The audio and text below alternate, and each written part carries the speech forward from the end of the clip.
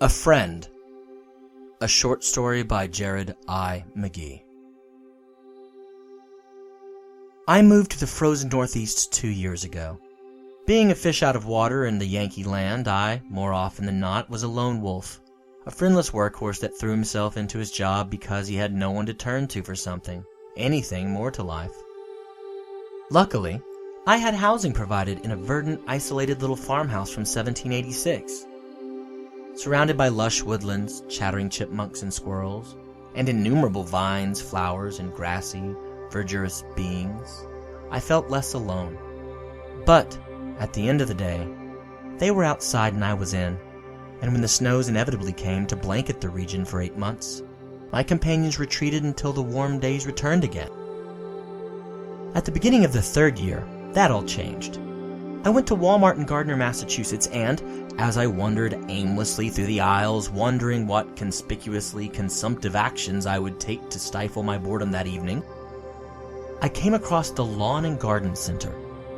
I turned the corner into the area, and, to my surprise, I was confronted with a dazzling mosaic of color and shape and size. There were blooming ferns, climbing vines, expertly shaped bonsai trees, small collections of moss, so many plants to take home and introduce to your indoor environment, so many choices of keeping green with you amid all the white and gray. Then I saw a shelf of cacti, big, small, red, yellow, bulbous, petite. Cactus after cactus after cactus was piled on these shelves, on these clearance shelves. I shopped around a little bit, looking at different cactus distinctions, reading the little instruction placards that came with each individual specimen. But quickly, I realized that the little cactus with a round red nose was the one for me. I picked it up, read the card, and decided that I could, despite my far from green thumb, keep this little being alive. For $2.38, I left the store with Randolph. Yes, Randolph, my new and only best friend. When we got home, I placed Randolph in the small windowsill in front of my desk. I now check on him daily to see if he is thirsty or if he is feeling a bit under the weather. I rotate him 30 degrees every 2 days to ensure that he is getting even access to the sun on all his sides. I measure his height to see if maybe, just maybe, he has grown in his time with me. Upon walking in the door every afternoon and every evening, Randolph reminds me of the bounty of nature, of the dense forests that are such a large part of my childhood, adolescence, and early adulthood. Randolph makes me smile.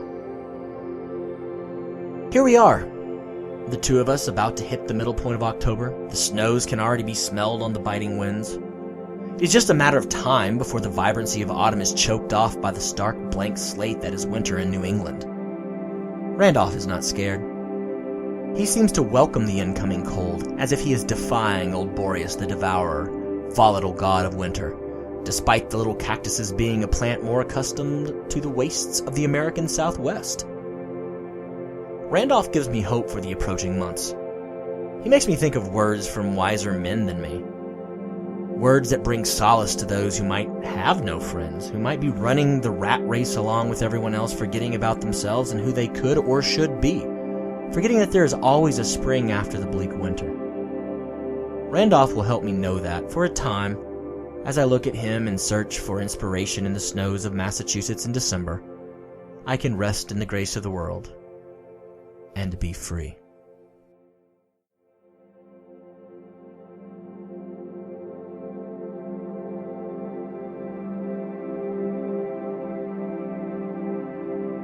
Thank you for listening to A Friend, an original short story by Jared I. McGee. The backing track for A Friend was taken from the Free Music Archive at freemusicarchive.org, an amazing community of artists that set out to help one another through the sharing of their art. This particular track is Gentle Whispering by Lee Rosevere from the album Time Lapse Volume 3 ASMR, released by Happy Puppy Records. More music from Mr. Rosevere is available from the websites of Happy Puppy Records, his Bandcamp site, and the Free Music Archive. You can contact Mr. Rosevere directly at happypuppyrecords@yahoo.com. A sincere thank you to Mr. Rosevere for the contribution. This track is being used under a Creative Commons Share-alike Attribution Non-Commercial 4.0 International CC BY NC 4.0 license. As always, keep your eyes peeled for the next short story from Jared I. McGee.